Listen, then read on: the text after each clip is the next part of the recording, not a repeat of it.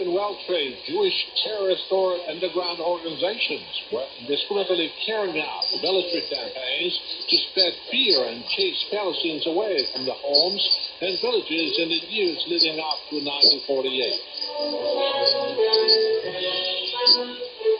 They committed hundreds of odious massacres against civilians in almost 200 villages over many years unhindered.